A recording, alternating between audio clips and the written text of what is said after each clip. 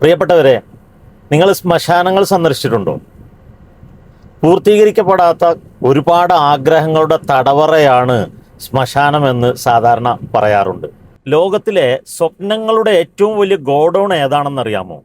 അത് ശ്മശാനങ്ങളാണ്. മനുഷ്യൻ്റെ ഒരു പ്രത്യേകത, അവനെന്നും പിന്നീട് ജീവിക്കാനാണ് ശ്രമിക്കുന്നത്. മരണം അപ്പോയിൻമെൻറ്റ് ചോദിക്കാറില്ല. അപ്പോയിൻമെൻറ്റ് ചോദിക്കാതെ കടന്നു വരുന്ന ഒരു അതിഥിയാണ് യഥാർത്ഥത്തിൽ മരണം എന്ന് പറയുന്നത്. ഇടയ്ക്കൊക്കെ ശ്മശാനങ്ങൾ നമ്മൾ സന്ദർശിക്കണം.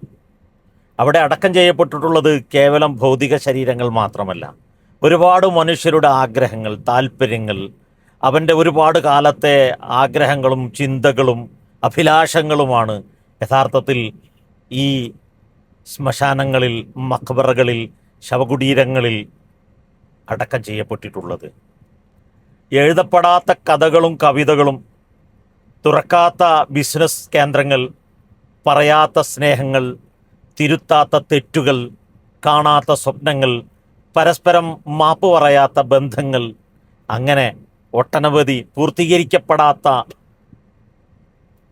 നിഗൂഢതകളുടെ കേന്ദ്രമാണ് യഥാർത്ഥത്തിൽ ശ്മശാനങ്ങൾ എന്ന് പറയുന്നത്. പക്ഷേ നാം ചെയ്യാതെ ബാക്കി വെച്ച ഒന്നും നമുക്ക് വേണ്ടി കാത്തിരിക്കുന്നില്ല. നമ്മൾ മരണപ്പെടുന്നതോടുകൂടി ലോകം നമുക്ക് വേണ്ടി നിശ്ചലമാകുന്നുമില്ല. അതിനാൽ നശ്വരമായ ഈ ജീവിതത്തിൽ